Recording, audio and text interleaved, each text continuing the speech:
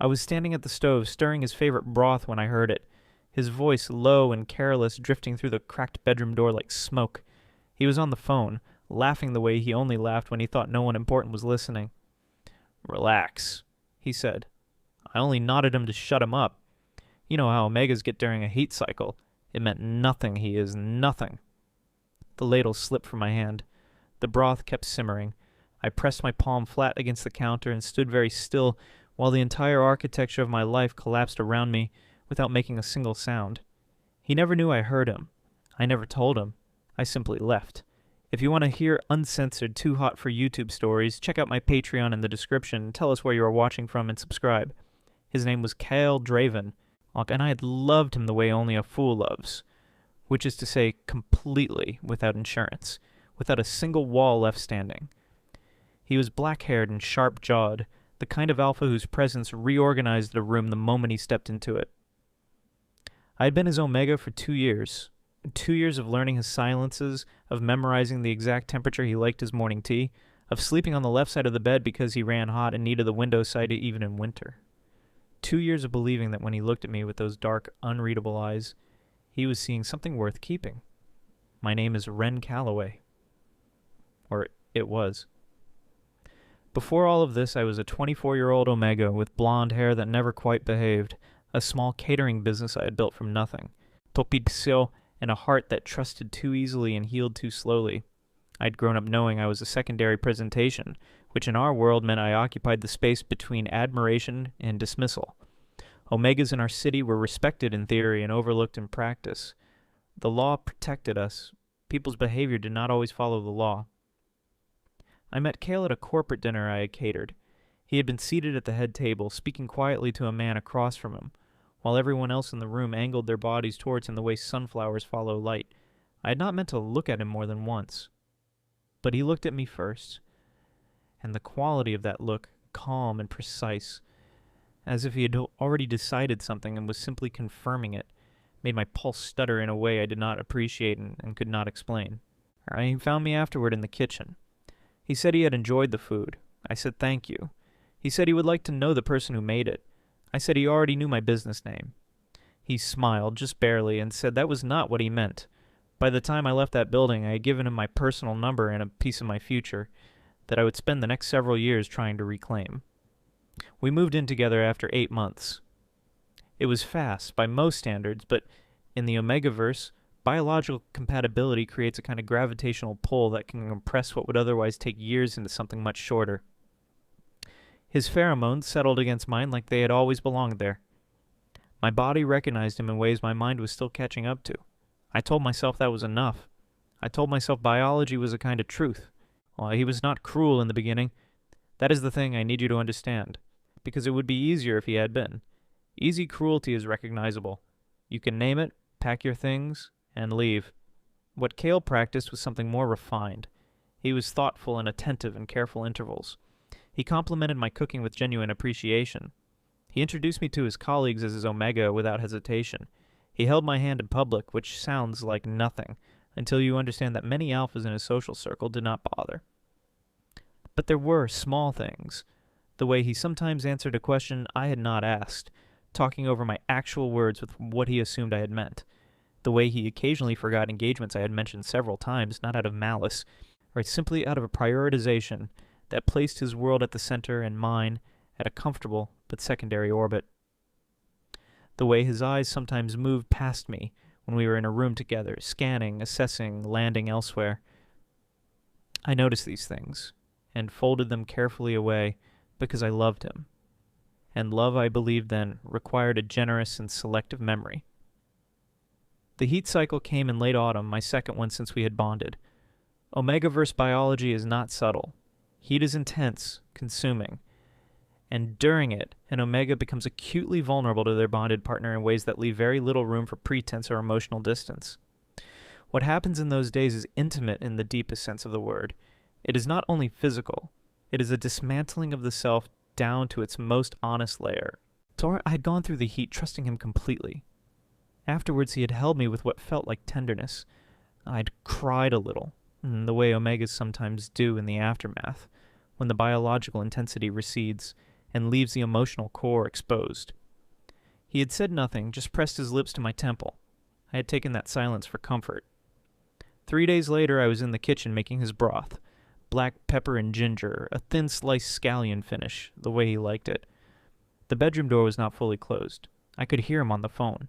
His voice low at first, the particular register he used with his closest friends. Then the words, "Relax." I only nodded him to shut him up.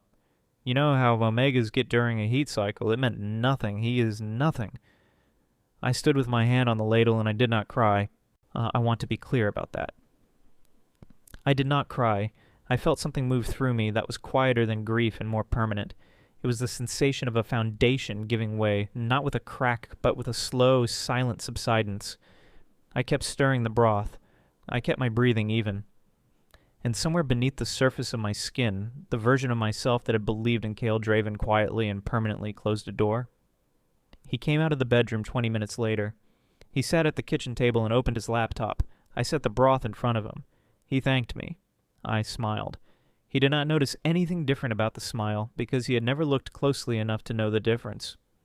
That night, while he slept, I made a list. It was not a dramatic list, it was a practical one. Bank accounts, lease agreements, where the catering business assets, all of which were registered under my name because I had built them before I met him, and had been careful enough, even in love, to keep them separate. I had almost nothing that was solely his. That I realized as I wrote in the dark had been an instinct I was grateful for. I left on a Tuesday morning. He had an early board meeting and was out of the apartment by 6. I was gone by 8. I did not write a letter. I did not leave a note on the kitchen counter. I took my clothes, my business documents, my laptop, the small photograph of my mother that sat on the bookshelf, and a single blue scarf that had been hers before it was mine. I did not take the ring. I left it on the left side of the bed where I had always slept, and I closed the door behind me with the gentleness of someone who has already said everything they needed to say, and simply chosen silence as the medium. I went to my best friend's apartment first. His name was Sable Wen, 26, an Omega like me, a graphic designer with a deeply sarcastic exterior and an interior that was warm and completely without pretense. He opened the door, looked at my single bag, looked at my face, and said, "How long do you need?" I said I was not sure. He said that was fine. He made me tea and did not ask questions until I was ready to give answers, which took approximately 48 hours. When I finally told him, sitting on his living room floor with our backs against his old green sofa, he listened to everything without interrupting. Then he was quiet for a long moment. Then he said, "Ren, well, if someone ever spoke about me that way, I would haunt them." It was not the most emotionally sophisticated response, but it made me laugh, and the laugh broke something loose in my chest that had been knotted there since the moment I heard those words through the bedroom door. Kale tried to contact me, of course, and the first message came 6 hours after I left. It was brief and confused. "Where are you?" I did not reply. The second came that evening. "Noah, are you with Sable?" Still nothing. I had changed my number by then. Sable fielded 2 calls from Kale's personal line, told him I was safe and that I did not wish to speak with him, and ended each call with the particular tone of someone who would not be moved. On the 3rd day, Kale appeared at Sable's building entrance.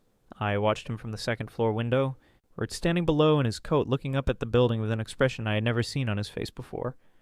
He looked uncertain. It was remarkable in the way that things you have waited too long for are always somewhat remarkable, and always somewhat too late. I did not go down. 6 weeks later, I moved to a different city. Not because I was hiding exactly, but because I had a practical reason that arrived in the form of a business opportunity. A friend of Sable's, a restaurant owner named Philip Across, had been looking for someone to develop a catering partnership in the city of Varen, a mid-sized coastal city with a growing food culture and the kind of calm, deliberate pace that felt exactly right for the version of my life I was trying to build. I drove down with my car loaded, or Sable in the passenger seat eating chips and narrating the journey like a documentary about my emotional reconstruction, which is exactly the kind of friend he was. Varen was gray and sea-salted, and quieter than anything I had known in the city where I had lived with Kale. The apartment I rented was small, but it had good light and a kitchen with real counter space, which mattered to me more than square footage. I spent the first week cooking, not for clients, not for anyone, just for myself. I made things that took a long time, slow braised dishes, hand-rolled pasta, soups that simmered for 4 hours. It was a form of reclamation that I did not name at the time but recognized later. The catering partnership with Philippa grew quickly. She had the restaurant space and the clientele, and I had the culinary range and the operational discipline. Within 3 months, we were doing private events twice a week. Within 6, we had a waiting list. I hired 1 assistant, then 2. I began sleeping through the night again. I began slowly and with caution to recognize myself in the mirror. I did not date. I was not interested in the Omegaverse dating landscape, with its pheromone matching services and its compatibility assessments and its relentless optimism about biological destiny. I had trusted biological destiny once. It had delivered me to a man who referred to our most intimate moments as a strategy for silence. I was willing to take my time. It was in the 12th month after I left Kale that I met Lysander Vale. He did not enter my life dramatically. He entered it at a grocery store on a Wednesday afternoon, standing in the produce section, holding a bunch of herbs, and looking at them with the focused uncertainty of someone who knew what a recipe called for, but was not entirely sure which version of the thing in front of him was correct. He was tall, black-haired, with the broad shoulders and composed bearing of an alpha, but there was something in his expression that was not arrogant. He looked quite simply like a person trying to solve a problem. I was reaching for the flat-leaf parsley next to the herbs he was holding. Our hands arrived in the same vicinity at the same moment. He stepped back immediately. I said sorry out of habit. He said no, please. Then he held up the bunch he was holding and said, "Is this cilantro?" It was not cilantro. I told him so. He looked briefly betrayed by the herb section in general. I told him what cilantro looked like and where to find it. He thanked me with a sincerity that seemed disproportionate to the transaction, but also completely genuine. I moved on. He moved on. I thought nothing of it. 2 weeks later, he came to one of Philippa's events. He was a guest of one of the regular clients, a business associate, I later learned. He did not recognize me at first in the professional context, and then he did, the moment I emerged from the kitchen to check on a service issue at the front.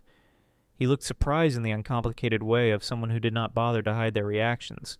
He raised his hand slightly in a small wave, as if we were acquaintances. I nodded and went back to work. After the event, Philippa told me that one of the guests had asked who was responsible for the menu. She told him I was. But he said he would like to hire me for a private dinner. She had said she would pass along the information. She handed me his card. Lysander Vale, Regional Director, Vale Maritime Holdings. I called the number on the card the next afternoon. He answered on the second ring. His voice on the phone was the same as in person, measured or unhurried, as if he had decided that pacing was a form of respect. He explained that he hosted a small dinner for colleagues once a month, and that his previous caterer had relocated. He said my work at the Philippa event had been exceptional, and that he would appreciate the conversation. I quoted him a rate that was above my standard. Not extortionate, but clear. He agreed without negotiating. That, more than anything, told me something about him. The first private dinner was for 8 guests at his home in the elevated quarter of Varon, a house with enormous windows and a kitchen that was frankly better equipped than most professional spaces I had worked in. He stayed out of my way completely. He greeted me when I arrived, showed me the space, confirmed the timeline, and then disappeared into the living room with his guests. He did not hover. He did not offer the unsolicited opinions about the menu. When the meal was finished, and the guests were satisfied in the particular quiet way that very good food produces, he came to the kitchen and said simply, "Thank you, that was remarkable." I said I was glad he was pleased. He said he would like to arrange the next one. I said that was fine. It continued like that for 3 months, monthly dinners, professional exchanges. It was clean and uncomplicated. He was courteous and precise in his communications. He remembered details, not in an intrusive way, but in the way of someone who pays attention because they believe attention is owed. He once mentioned in passing that I had paired a particular wine with the fish course in a way that had elevated both. And he said it with the specificity of someone who had thought about it afterward, not in the moment of the compliment. I noticed him. I would be dishonest if I claimed otherwise. He was the kind of person who was difficult not to notice once you stopped looking at the surface. Beneath the alpha composure and the professional precision, there was something quieter. Something that felt, at a register I was not ready to name, lonely. I kept my distance anyway. I was careful about distance. My nervous system had been recalibrated by Kale's particular variety of harm, and it now flagged attachment with the same alertness it reserved for open flames. I was not afraid of Lysander exactly. I was afraid of myself around him, which is a different and more complicated problem. The shift happened at the fourth dinner. One of his guests, a man who had consumed more of the wine than the others, made a comment as I was clearing the second course. It was about omegas in professional settings, the kind of comment that is phrased as an observation but functions as a diminishment. He said it while looking at me. The table went quiet in the way the tables go quiet when something has been said that cannot be taken back. Lysander spoke before anyone else could. His voice was unhurried and very clear. "Mr. Osrin," he said, "I would ask you not to speak about any member of my staff that way. That applies regardless of secondary presentation." He did not raise his voice. He did not look away from the man when he said it. There was no anger in his tone, only a finality that made further argument seem structurally impossible. Mr. Osrin apologized, not to me, but the silence that followed held the man's discomfort in it long enough to serve its purpose. I finished clearing the course and returned to the kitchen. I stood at the counter for a moment, with my hands pressed flat against the surface, and breathed. When Lysander came to settle the account at the end of the evening, I thanked him. He said I did not need to. I said I disagreed. He looked at me for a moment, longer than the usual professional beat. He said, "You deserve to be treated with basic dignity regardless of what I think of your work, which for the record is exceptional." Then he signed the invoice and left. I drove home that night with my windows down despite the cold. Sable, who had come to visit for the weekend, was waiting up. He took one look at my face when I came in and said, "Who is he?" I said there was no one. He handed me a mug of tea and said, "Your cheekbones say otherwise." I threw a dish towel at him and went to bed. But I lay awake for a long time, and what I was thinking about was not Lysander's face or his voice or the way his presence organized a room. I was thinking about the way he had spoken without hesitation, the way defending someone else's dignity had seemed to him like the obvious and immediate thing to do. I'd been with Kale for 2 years, and he had never once done anything like that. The difference was not small. The difference was the size of a continent. 2 weeks after that dinner, Lysander sent a message, not about a catering inquiry, just a message. He said he had tried a recipe from a cookbook he had purchased, and that it had been a disaster, and that he now had a profound new respect for what I did. He said he was not sure why he was telling me this. I read the message 3 times. Then I wrote back. I told him that cooking professionally and cooking personally were 2 entirely different skill sets, and that many excellent home cooks could not transfer to professional settings and vice versa. And I said I would be happy to tell him where he had likely gone wrong if he described what happened. He described what happened, where it was a braising technique issue. I explained the correction. He said he appreciated it. Then he said, and this was the part I returned to later, "I realize this is outside the scope of our professional arrangement. I hope you don't mind." I told him I did not mind. The messages continued after that. Gradual, unhurried, spaced in a way that felt careful rather than calculated. He asked about food history once, a genuine question, and I answered it at length because I found the subject genuinely interesting, and he engaged with the answer. He told me once briefly that he had grown up in a family where meals were not important, and that this had made him more aware than most of the weight that food carried when it was done with intention. I had the sense this was not something he said to many people. I told Sable about the messages on a video call. He listened to the summary, then said, "Ren, that man is courting you in the most civilized way I have ever seen." I said he was not courting me. Sable said, "He absolutely is. He's just doing it at the pace of someone who respects that you have a nervous system." I was quiet for a moment. Then I said, "Maybe." Sable said, "Maybe is the most you have offered any living alpha in 14 months. I will take it." I did not tell Lysander anything about Kale. Not yet. It felt important to let this, whatever this was, exist without Kale's shadow falling across it. I had spent enough time in that shadow. I wanted to know what it felt like to be in the light for a while before I explained where I'd come from. Then, on an unremarkable afternoon in the 15th month of my life in Varen, Kale Draven arrived. I did not know he was in the city. I had no reason to know. He had not attempted to contact me since the early weeks after I left, when Sable's consistent lack of engagement had apparently communicated that pursuit was not welcome, or so I had believed. I found out later that he had known where I was for several months. from a mutual acquaintance who had mentioned Varen in passing, and that he had taken his time before deciding what to do with the information. I was at the outdoor market near the harbor, the one that ran on Saturday mornings, selecting citrus for a client event. The sky was clear, and the sea air had that cold, salt-edged quality that I'd come to love about Varen. I was holding a lemon and thinking about acid balance when I heard my name, his voice. And the same voice that had said, "He is nothing," while I stood at the stove holding a ladle. I turned because my body turned before my mind could stop it, a reflex.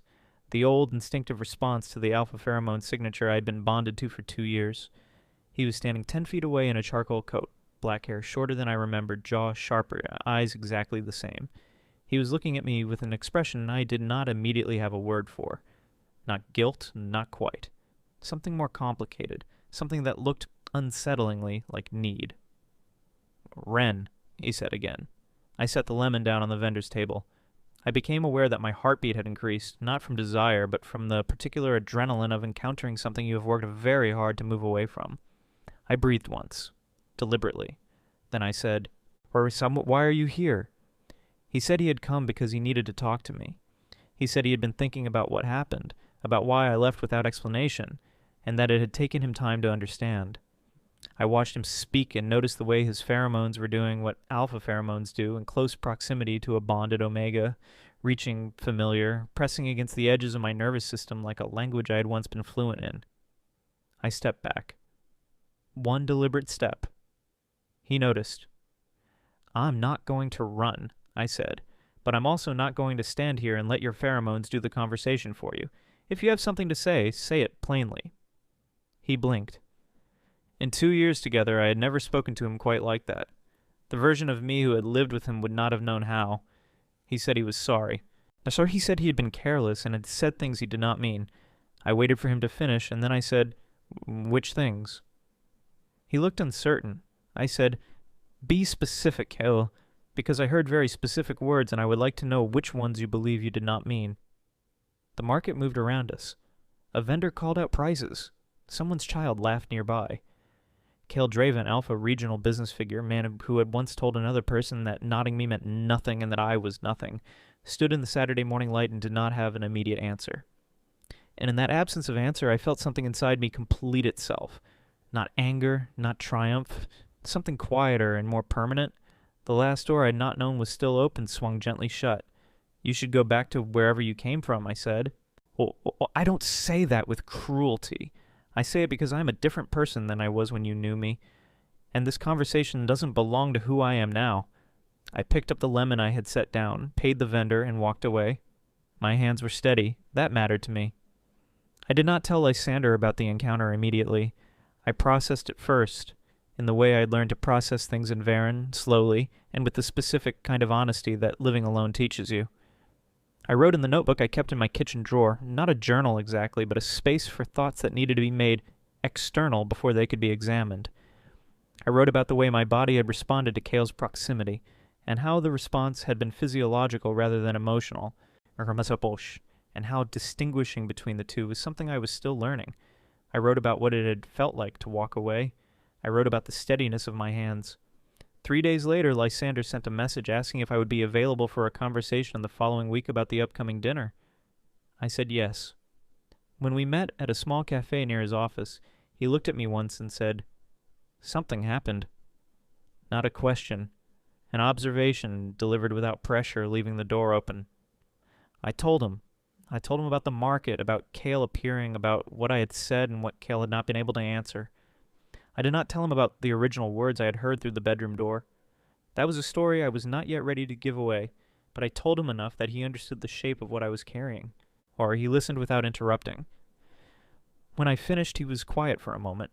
Then he said, "How did you feel afterward?" I said I felt like something had ended properly, which was different from how it had begun. He nodded slowly. He said, "That sounds like exactly what it should feel like." Then he picked up his coffee and said, "The dinner next month. I was thinking we might try a different approach to the opening course. What would you think about something entirely seasonal?" And just like that, we were back on practical ground, and I was grateful for it because practical ground was where I was building something new, and it needed to be solid before I could afford to look up from it and examine what else might be growing there.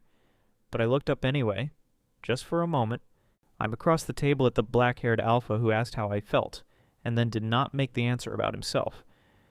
And I thought that perhaps the steadiness in my hands was not only about Kale being gone, perhaps it was also, partly, about what was beginning to arrive.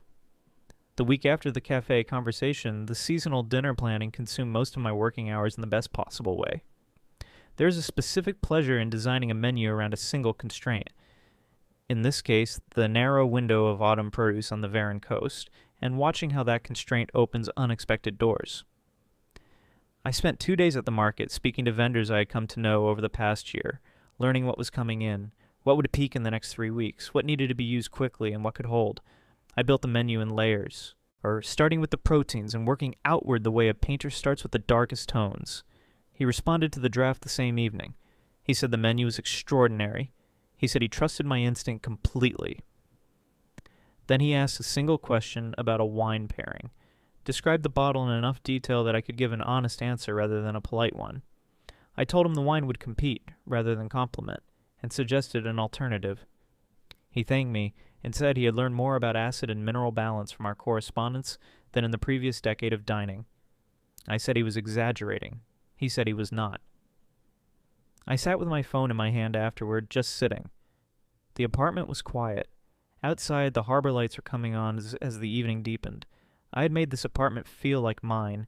The air switch had taken longer than expected, and meant more than I could fully articulate.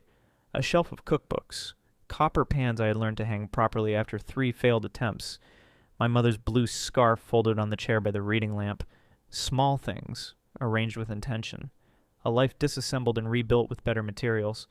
I thought about Kale again, not with the gut-punch urgency of the early months, but with the clinical clarity of reviewing an old document. I had been 22 when I met him, carrying the particular vulnerability of Animega, who had been told in 100 small ways that his value was conditional, that he needed an alpha's endorsement to be legible as a full person. Kale had seemed, at first, like someone who did not subscribe to that framework.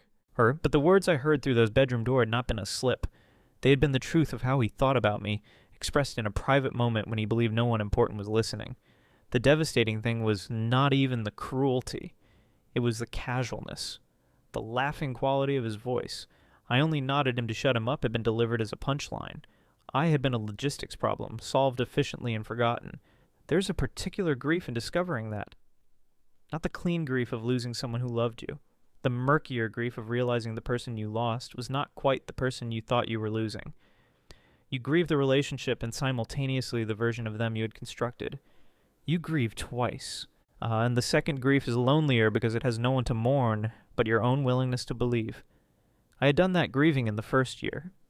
By now, in the 16th month of my Varan life, what remained was something lighter and more alert. An awareness of my own preferences I had not had at 22. I wanted work that challenged me. I wanted honesty. I wanted someone who, if asked to describe me on the phone to a friend, would not make me a punchline. These were not complicated wants, but articulating them and made them real in a way that vague longing never could. Sable called on a Friday evening while I was doing prep work. He said he was coming to visit next month and asked if Lysander would be around. I said I did not know Lysander's schedule. He said, with the patience of someone who loves you and is mildly exasperated by you, Ren, are you going to let this man take you to dinner or not? I said that was a large leap from where we currently were. He went quiet in the strategic way he sometimes did. Then he said, "You went quiet first, that means I'm right." I changed the subject, but the question stayed with me afterward, sitting at the counter of my thoughts with the persistence of things that are more or less true. The honest answer was that I did not know. The careful, rebuilt version of me wanted to be certain before committing weight to anything. But there was another version, younger and less cautious, who recognized Lysander Vale the way you recognize a word in a language you have just begun to learn. Not perfectly, not without uncertainty, but with a gathering conviction that this is the correct word and the meaning is good. I finished the prep work. I washed my hands. I stood at the kitchen window and looked at the harbor for a long time, at the lights reflecting off the water in long, shifting lines. The dinner was 3 weeks away. In 3 weeks I would be in his kitchen again. And at the end of the evening perhaps I would stay a few minutes longer than was strictly necessary. And perhaps I would let the conversation go wherever it wanted to go without engineering the direction. perhaps that was enough to begin with. Perhaps for someone who had once stood at a stove listening to their entire life quietly collapse, beginning was the most extraordinary thing there was. The dinner arrived on a Thursday evening in late October, when the coast of Varan had gone properly cold, and the harbor smelled of salt and wood smoke, and the particular sharpness of autumn pressing down against the sea. I arrived at Lysander's house 2 hours before the guests were expected, which was my standard practice, enough time to acclimate to the kitchen, to run a final check on the ingredients, to arrange the mise en place with the precision that made the actual service feel effortless even when it was not. His kitchen greeted me the way familiar spaces do when you have spent enough time in them. The same high ceilings, the same wide window above the sink that looked out over the terrace garden, the same copper-bottomed pans hanging in the order of size on the iron rail along the far wall. Now, I had once suggested that the pans be organized differently for practical workflow, and he had reorganized them within a week without mentioning it, which I had noticed and said nothing about, because some things communicate themselves more clearly in action than in words.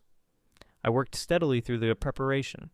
The sea urchin opening required careful timing and a cold plate presentation that could not be rushed. The second course, a slow roasted root vegetable with a smoked bone marrow reduction, had been started the previous day and needed only finishing.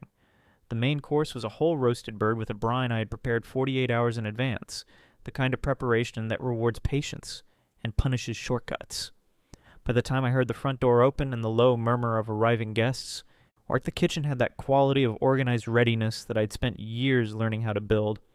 Lysander came to the kitchen door at the 30-minute mark, as he always did, not to interfere but to confirm timing.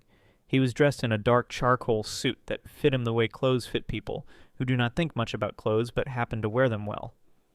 His black hair was neatly arranged, his expression composed, but when his eyes met mine across the kitchen they held that particular quality of attention that had become familiar to me over the past months, focused and warm in a way that was different from how he looked at anything else. 20 minutes to first course? He asked. I said 22. He nodded as if the 2-minute specificity was entirely sensible and went back to his guests. The service ran cleanly. 6 guests, who were all professionals of various kinds, and the kind of people who knew how to eat well and were capable of silence at the right moments, which is the highest compliment a cook can receive from a table. The sea urchin drew a genuine pause and then a wave of quiet conversation that had the pleased quality of a small discovery. The main course produced the particular satisfied silence that meant no one was talking because eating had become the priority. At the end of the evening, when the guests had moved to the sitting room with their digestives and the kitchen was mine again for the clearing, I worked through the cleanup with the methodical satisfaction of a job done well. Plates stacked, surfaces wiped, the remaining mise en place returned to storage. The kitchen was nearly restored to the state I had found it in when I heard the sitting room begin to empty. Coats retrieved, farewells exchanged, the front door opening and closing several times in sequence. And then the house went quiet. I was at the sink finishing the last of the hand-wash items when I heard his footsteps in the corridor. He came into the kitchen and leaned against the doorframe, loosening his tie with one hand in the unhurried way of someone who has been waiting to do that for some time. He looked at the restored kitchen and then at me. "Can I make you a drink?" he asked. I'd been asked this before, in the previous months, and had always declined on professional grounds, pleasant but clear.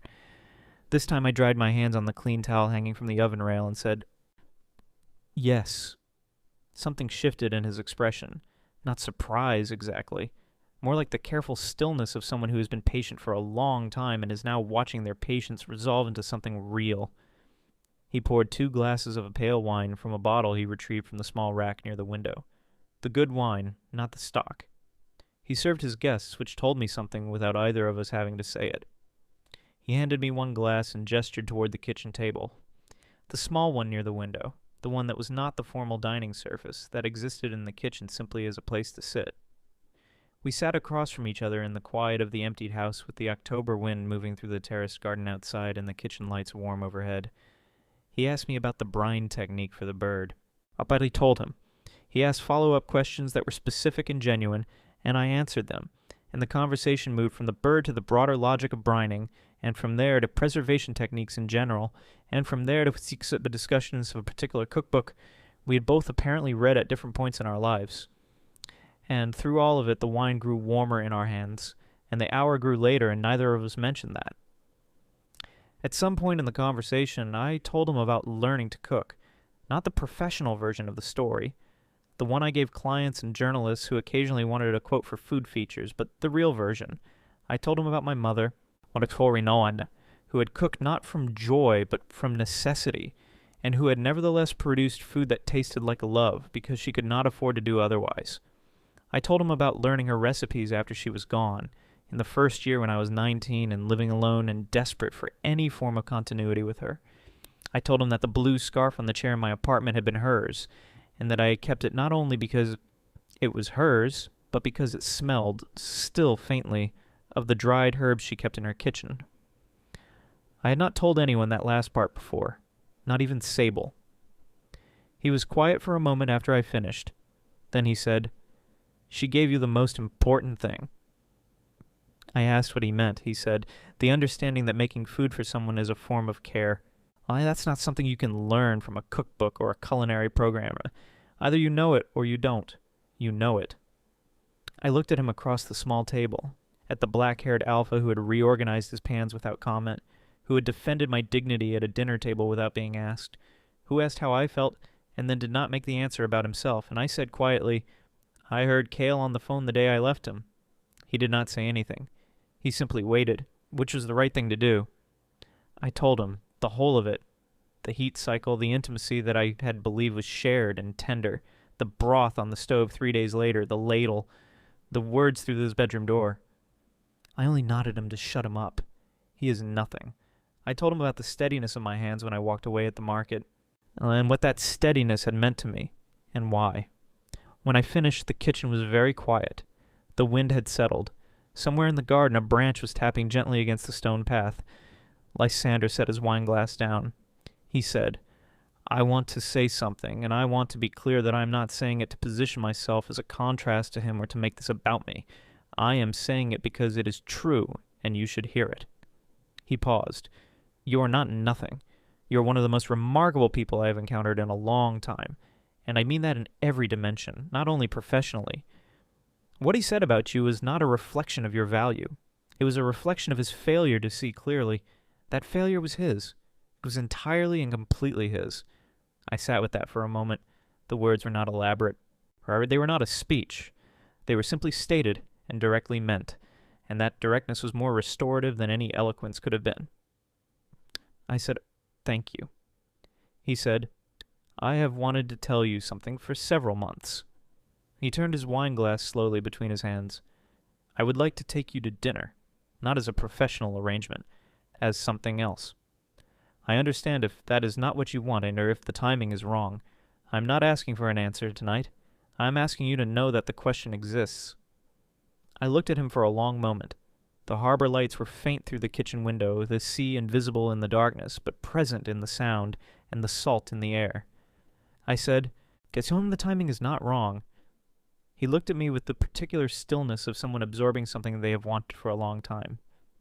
"Next Friday," I said, "there's a small restaurant on the eastern harbor I have been wanting to try. The chef sources everything within 15 kilometers. I think you would appreciate the philosophy."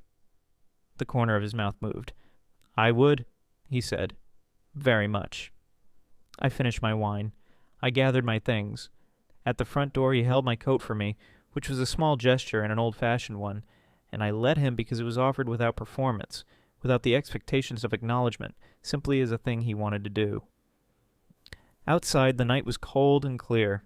I walked to my car and sat in it for a moment before starting the engine.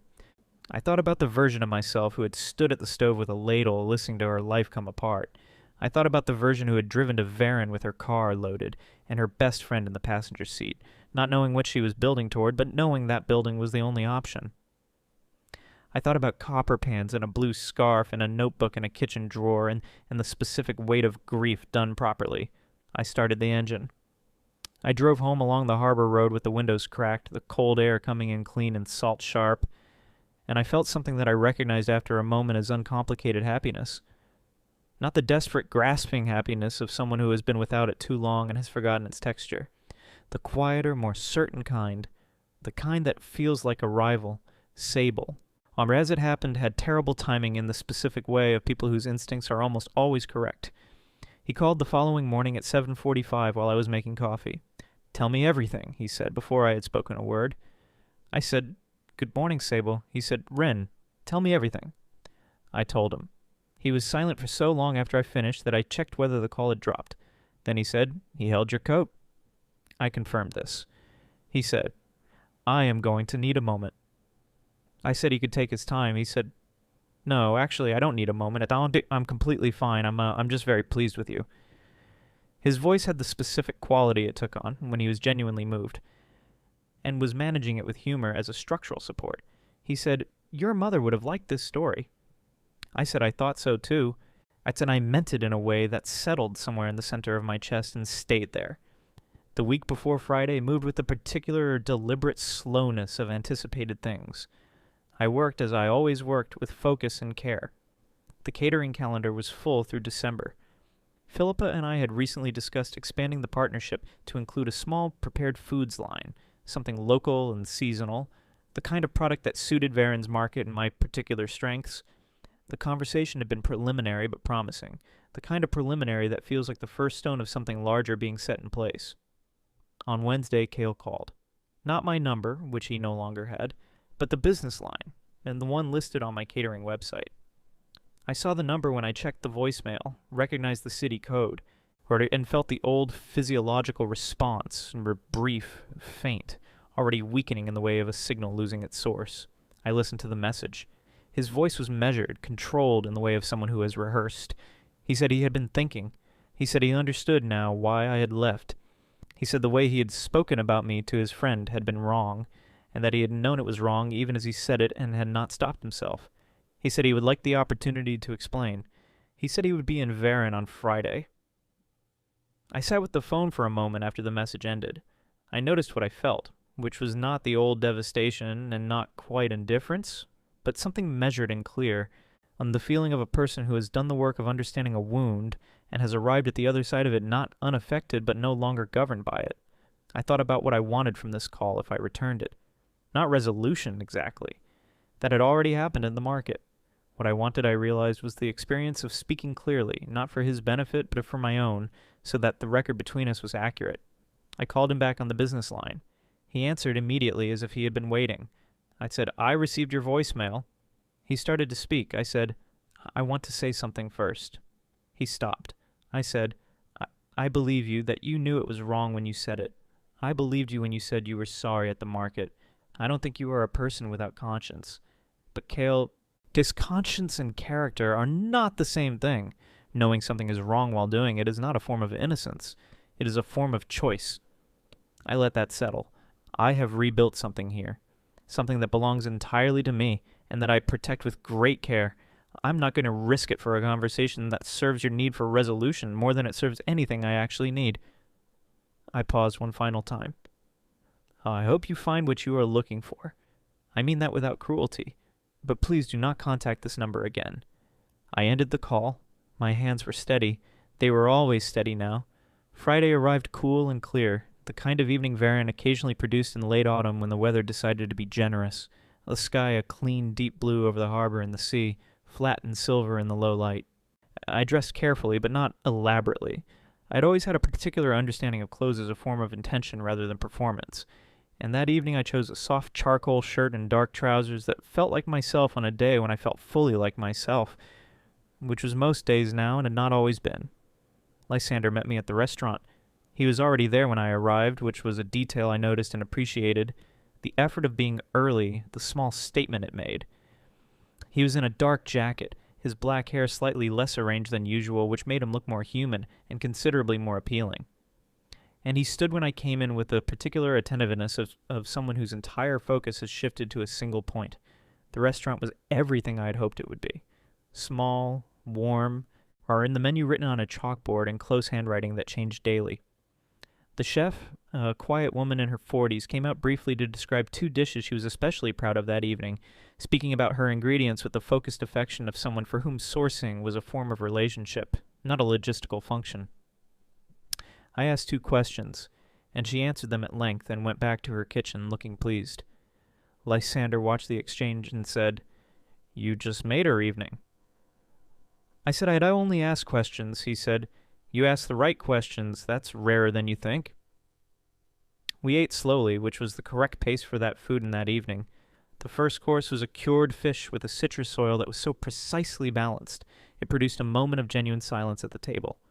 The kind that is the highest compliment food can receive because it means the person eating has surrendered even the impulse to comment and is simply present in the experience. The second course was a root vegetable preparation that used an acid technique I had not encountered before, and I asked the server to convey my curiosity to the kitchen. A few minutes later, the chef reappeared briefly to explain the method, and the explanation opened a 10-minute conversations about fermentation that Lysander followed with genuine interest despite having no professional stake in it. That, I thought, was who he was. Someone who was interested in what interested you, not as a performance of compatibility, but because attention to the people he cared about was simply how he operated. We talked about many things. He told me about growing up in a coastal city further north, about a childhood that had been comfortable and somewhat solitary, about discovering in his mid-20s that the business of maritime logistics, which he had entered largely because of family expectation, turned out to suit him precisely because it required the kind of patient structural thinking he did naturally. He said he had spent a long time doing the right things for provisional reasons before discovering that the right things had become genuinely his own. And he said this without self-pity or complaint, simply as an observation about the way life sometimes works, how you arrive at the correct place by on an indirect road, and the indirectness does not diminish the arrival. I said I recognized that experience. He asked from where. I told him about the catering business, or as how it had begun in its survival, as the only skill I could monetize quickly enough when I needed to leave a life behind, and how it had become somewhere in the middle of the rebuilding genuinely mine in a way that felt different from anything I had done before. I said that ownership of that kind, the kind that comes from making something with your own hands in your own time, was a form of self-knowledge that could not be replicated by any other means. You could not acquire it secondhand. You could not inherit it. You could only build it, and the building required the willingness to begin from very little and trust the accumulation of days. He was quiet for a moment after that. Then he said, "I think that is why you cook the way you do." I asked what he meant. He said, "There is a quality in your food that is not technique. Or a technique I could hire anywhere. What you produce has an emotional intelligence to it. It asks something of the person eating it. It requires attention. That comes from a person who has learned that their attention is necessary and valuable. You learned that the hard way. It shows." I looked at him across the table in the warm, crowded small room with the chalkboard menu and the smell of good food and wood smoke, and I thought that this was what it felt like to be seen. Not assessed, not categorized, not reduced to a secondary presentation or a heat cycle or a logistics problem solved with a knot. Seen. The full shape of you, including the parts made in difficulty, understood without being pitied, valued specifically because of the wholeness rather than in spite of any part of it. I said, you are a very careful observer." He said, "I have been observing you for about 9 months. I have had time to develop some conclusions." I said, "And what are your conclusions?" He met my eyes. His were dark, steady, the particular gray-black of deep water in low light. He said, "That you are worth every patient month, and several more besides." We stayed until the restaurant was nearly empty, long past the point where the surrounding tables had cleared and the staff had begun their quiet closing rituals, and neither of us had noticed until the chef herself came out to say good night and thank us for what she called the most engaged table of her week. We walked back along the harbor road in the cold, our breath visible in the night air, the lights of the boats reflecting in long lines across the flat water. At some point, without planning it or announcing it, but his hand found mine. Not a grasp, not a claim, simply a connection, warm and quiet and exactly right, and I let it stay there all the way to the point where the road branched. At the point where the road branched toward my apartment and toward his car, we stopped. He turned toward me. In the harbor light, his face was clear and calm and entirely without pretense. He said, "Can I see you again next week?" I said yes. He squeezed my hand once, gently, and then released it. He said good night with the particular quality of someone who is deeply content and in no hurry. I said good night and walked the remaining blocks to my apartment with my hands in my pockets and the cold air against my face, and the harbor behind me, and a life ahead that felt, for the first time in a very long time, entirely and completely mine. The weeks that followed had a quality I had not experienced before, or perhaps had experienced only in the way you experience something as a child before you understand it well enough to name it. There was a warmth to them, Not the feverish warmth of early attachment, which I'd learned to distrust because it burned bright and gave no light. This was steadier. It was the warmth of a kitchen in winter, the reliable kind, produced by something that was tended carefully and designed to last. Lysander and I saw each other twice a week, sometimes more, with no particular architecture beyond mutual preference and available time. He came to the harbor market with me on a Saturday morning and walked through it with genuine curiosity, asking questions about every ingredient I selected, and handling the produce with a respectful care that the vendors noticed and responded to. He said, "I had no idea there was this much decision in a Saturday morning." I said the decisions were half the pleasure. He said he was beginning to understand that. I cooked for him on a Tuesday evening. Not professionally, not with the formal remove of service context, but personally, at my own kitchen table, with my own pans, for an audience of 2.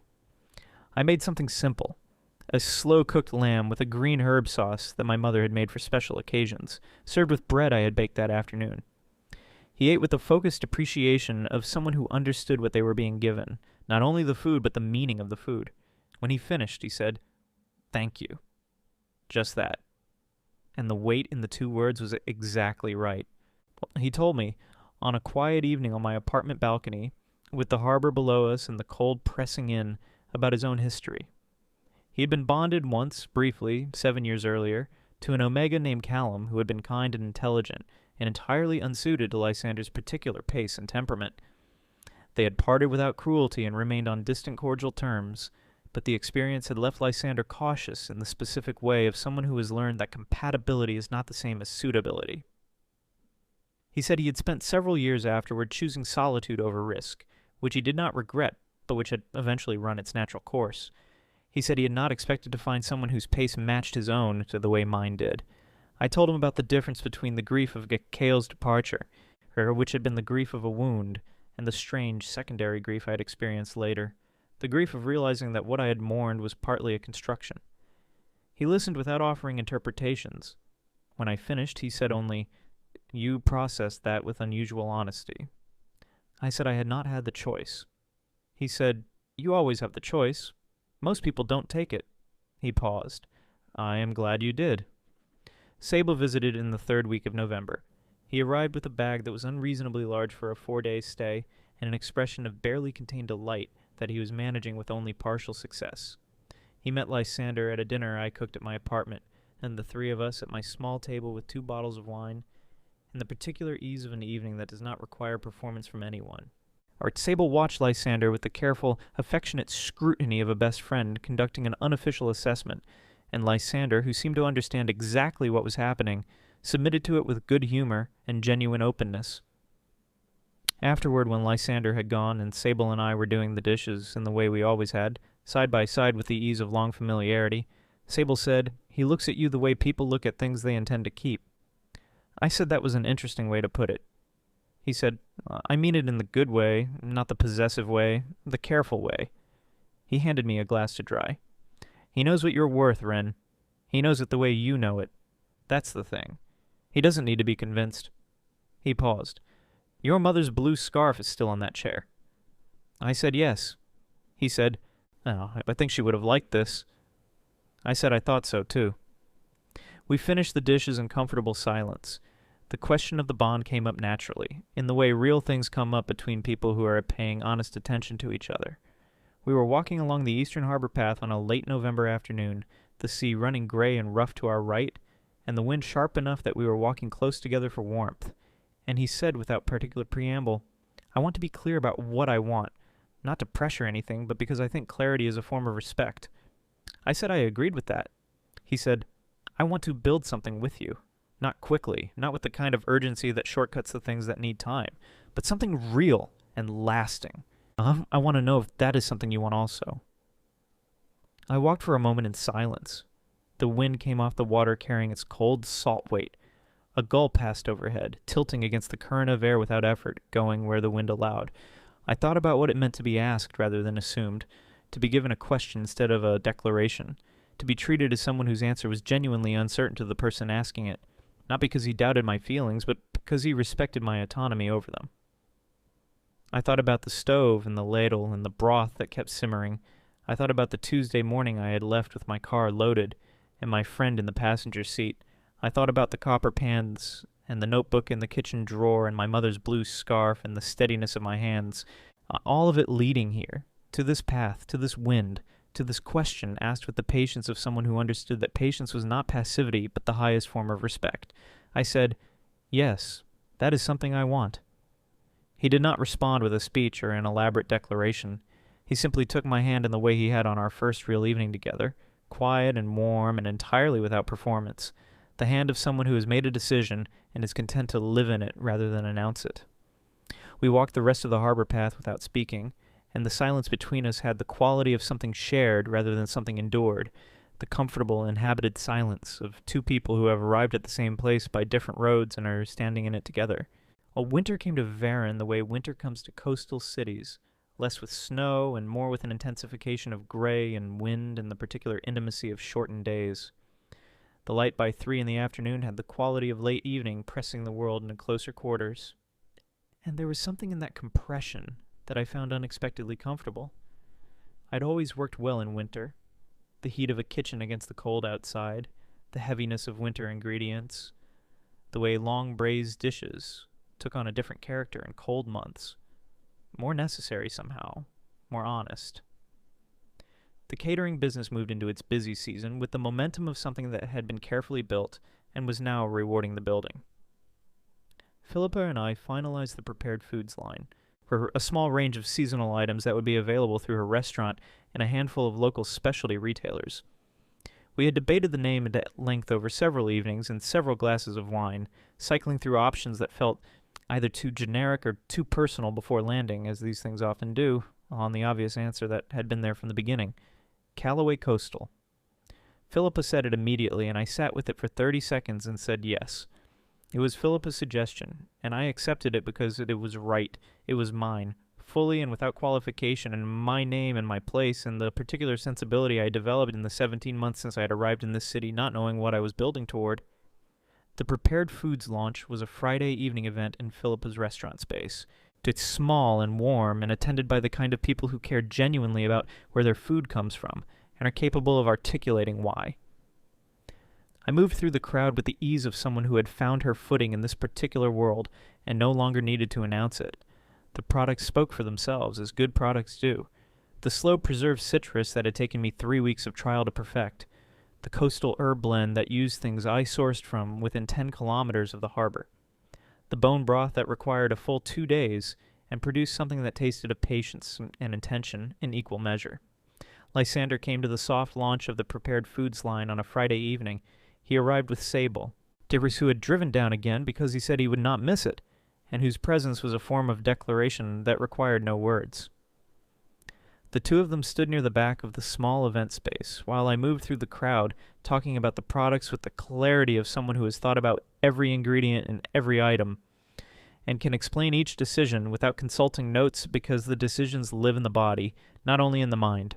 At some point I looked up across the room and found Lysander watching me, with that particular quality of focused warmth that I had come to understand as a specific register for me, the way he looked at nothing else, and no one else.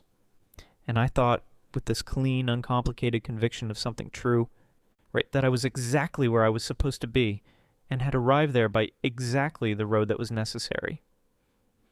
After the event, when the space had cleared and Philippa was speaking with the last remaining guests and Sable had briefly disappeared to the street to make a call, Lysander came to where I was stacking the remaining display items near the counter. He stood beside me and began helping without being asked, which was entirely in keeping with who he was. We worked in companionable silence for a few minutes. Then he said, "You were extraordinary tonight." I said the products were good. He said that too, but I meant you. I glanced at him. He was looking at the item in his hands, not at me, which meant he was not performing the compliment, simply stating it. "The way you talk about what you make," he said. "The care in it. It's not professional pride. It's something deeper." He set the item down and looked at me. "I watch you, and I think about what it cost to build this. And I think that most people who had paid that cost would have built something smaller. You built something extraordinary." I held his gaze for a moment. Then I said, "Thank you for seeing that." He said, "I always do." Kale's name appeared once more in early December, not as a call or a message, but In a news item about a business acquisition in our former city, a mid-sized deal that had been covered by the financial press. His name was in the 4th paragraph. I read it, registered it, closed the tab, and went back to the recipe I'd been developing. That was all. Not a performance of indifference, not a suppression of anything unresolved, or simply the natural response of a person for whom that chapter had closed completely, and whose life had moved so substantially forward that the past occupied only its correct proportional space, small and historical and no longer painful. What happened next came on a quiet Tuesday evening in the 2nd week of December. Lysander arrived at my apartment with a specific purposefulness that I recognized as deliberate rather than habitual. He was carrying wine and something wrapped in plain paper that turned out, when opened, to be a first edition of the cookbook we had both mentioned on our first evening, the one we had each read years apart. On the inside cover he had written in his careful, unpretentious handwriting a single line, "For the person who taught me that attention is necessary and valuable." I held it for a long moment. "Oh," he said, "I would like to ask you something." I said he could ask. He said, "I would like to formalize what this is. Not because anything needs to change between us, because I think what we have built is already what I want, but because I want you to know, in a way that is recorded and permanent, that you are chosen, deliberately, fully, with complete awareness of who you are, not in spite of the difficult years, but including them, because they are part of the person I am choosing." He paused. "I would like to bond with you, when you are ready. There is no timeline I am imposing. I am simply asking if you are willing." I set the book down carefully on the kitchen table. Outside, the harbor was dark, and the wind was moving against the windows with its familiar winter pressure. The copper pans hung in their correct order on the iron rail. My mother's blue scarf was on the chair by the reading lamp. The apartment was warm and entirely mine, and had been for 17 months, and was about to become something else without ceasing to be mine, which was, I understood in that moment, exactly the kind of love that was worth having. I said, I am willing." He covered the distance between us in 2 steps and held my face in his hands the way you hold something you have been careful with for a long time, with both the ease of familiarity and the awareness that care does not diminish with time, it deepens. He kissed me slowly and completely, and I kissed him back with the full weight of a person who has learned the difference between surrender and trust, and is choosing trust with open eyes. Or the bonding came in the week before the winter solstice, when the days were at their shortest, and the harbor light was thin and silver, and everything felt, as it sometimes does in the deepest part of the year, stripped back to its essential truth. I had spent the dulls beforehand in a state that was not quite nervousness and not quite anticipation, but some honest combination of both, the way you feel before any irrevocable and deeply desired thing, aware of its weight and grateful for it at the same time. I cooked for the occasion. Of course I cooked. I made everything from the clearest, most personal parts of my culinary memory. The slow braised lamb my mother had reserved for the highest occasions, a root vegetable tart that I had perfected in the first solitary year in Varon, a bread loaf with a crust that required patience and produced, when it came from the oven, the smell of something both ancient and entirely present. I set the table not with the professional precision of an event, but with the deliberate warmth of someone who is feeding people they love and wants every element to say so. Sable arrived first, which was his way, the way of someone who wanted a moment alone with you before the significance of ambit occasion overtook the ordinary. He came into the kitchen and stood beside me while I was finishing the bread, and said quietly, sincerely, "How are you?" Not as a greeting. As the actual question, the one underneath all greeting. I told him I was certain, which was the truest answer and the one he was actually asking for. He said, "Good." He picked up a piece of bread from the cooling rack and ate it without apology and said, "This is extraordinary. I said it was my mother's recipe. He said he knew. He said he could taste it." We stood in the kitchen in the particular companionable silence of a long friendship, the kind that has been tested and survived and become something permanent and easy before Philippa arrived, and the evening began to fill with warmth and voice and the brightness of people who are genuinely happy for each other. It was quiet and private, witnessed only by Sable and Philippa, who stood in my apartment living room with the particular composed emotion of people who love you and are watching something they wanted for you come true. There was no ceremony beyond what the 4 of us made of it. Both which was warm and honest and marked with food and wine and laughter, and at the right moment, a silence that held everything that did not need to be said aloud. Afterward, when the evening had grown late and Philippa and Sable had gone, I stood in the kitchen with Lysander, making tea in the way you make tea when the night is cold and the day has been significant, and you want to extend the warmth of it a little longer. He stood beside me at the counter, not doing anything, simply there, and the quality of his presence was exactly what it had always been, steady and unhurried and entirely without the need to be anything other than what it was. I handed him his tea. He thanked me. We stood at the window and looked at the harbor, at the dark water and the lights and the faint movement of the boats in their moorings. He said, "What are you thinking?" I said, "I'm thinking about broth." He looked at me. I said, "When I was standing at the stove at the day I heard Kale on the phone, I kept stirring the broth. Even after everything collapsed, I kept stirring because stopping would have meant acknowledging what I had heard, and I was not ready to do that yet. But I thought about it a lot afterward. The fact that I kept going, it seemed important." I looked at the harbor. I think the broth was the first version of everything that came after. The first choice before I understood I was choosing. He was quiet for a moment. Then he said, "Then I am grateful for the broth." I laughed, and the laugh was the uncomplicated kind. The kind that has no history in it, only the present and the warmth of the person standing beside you. He put his arm around my shoulders, and I leaned into him, and we stood like that at the window of my kitchen, which was also now in some way his kitchen, in the home I had built from the raw materials of a hard and necessary year, with the harbor below us and the winter around us, and every version of ourselves that had brought us here standing quietly in the room, no longer wounds, simply the honest record of a life being lived forward. That spring we expanded into a larger apartment together, one with a kitchen that had 2 prep stations and windows on 2 sides, and a view of both the harbor and the hillside above the city. And the process of making it ours together was one of the quieter pleasures of that year. We did it without rush and without the kind of negotiation that has anxiety underneath it. For he had strong opinions about almost nothing in the domestic sphere except books, of which he had many, and which he cared about deeply. And I had strong opinions about kitchen organization and the light and the placement of my mother's blue scarf, which remained on the chair by the reading lamp exactly as it always had, and which he never moved and had never questioned. We built the space the way we had built everything, with patience and attention, and a shared willingness to ask and be answered honestly. Sable visited 3 times in 6 months, which was his way of saying he approved, expressed through presence rather than statement.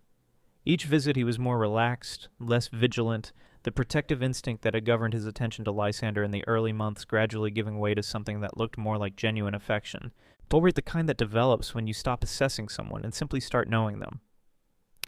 By the 3rd visit, he and Lysander were talking in the kitchen while I worked, the easy conversations of people who have found their own independent rapport, and I stood at the stove and listened to them and felt a specific kind of happiness that is only available when the people you love most have chosen each other. Philippa and I launched Callaway Coastal in 2 additional retail locations that spring. The prepared foods line sold out its first winter run before the end of November, and the spring expansion produced a waiting list for the preserved citrus that I found both flattering and logistically challenging. We hired 2 more people. The business had become something that required management in addition to craft, and I learned that part with the same deliberateness I had brought to everything else, imperfectly at first, then better, then well. Kale Draven became gradually and completely a name and a story that had happened to a previous version of me, and produced, among its other outcomes, the particular education that made everything subsequent possible. I did not forgive him in the sense of releasing him from responsibility. I forgave him in the more useful sense of refusing to let his choices continue to shape mine. The words he had spoken through the bedroom door on a late autumn afternoon had been intended as a small, private cruelty, a punchline for a friend, something quickly said and forgotten.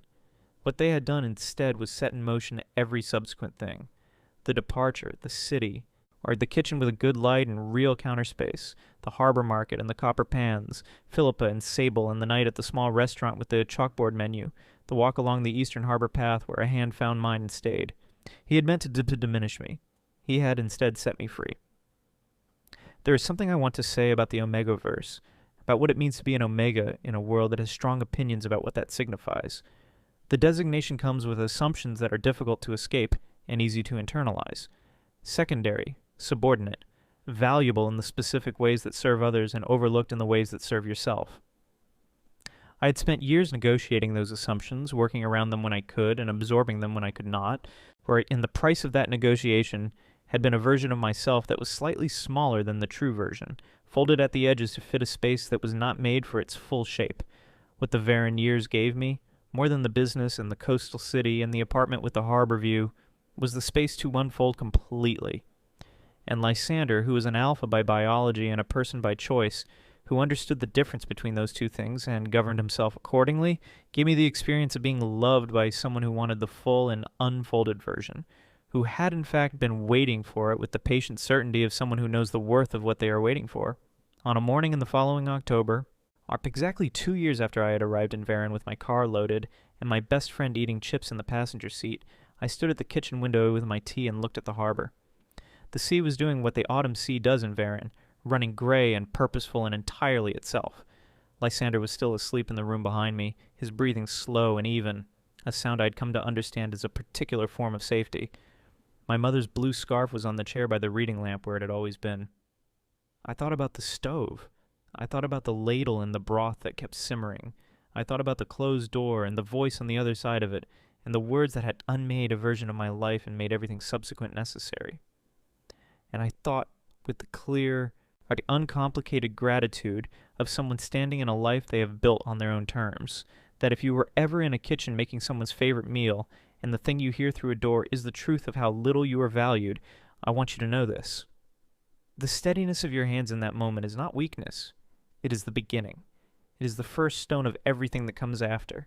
The rebuilt kitchen, the coastal city, the copper pans arranged with care, the person who reorganizes them without comment because they are paying attention to you in all the ways that matter. Set down the ladle. Leave the broth. Walk toward the version of your life that is waiting for you to arrive. If you enjoyed the story, please like, share, and subscribe. It truly helps the channel grow. My beautiful heaven angels. So tell me your thoughts in the comments. And which part moved you the most, and where can I do better? I love reading every single comment. It means everything to me. Let us meet again next time with another story. Until then, take care of yourselves.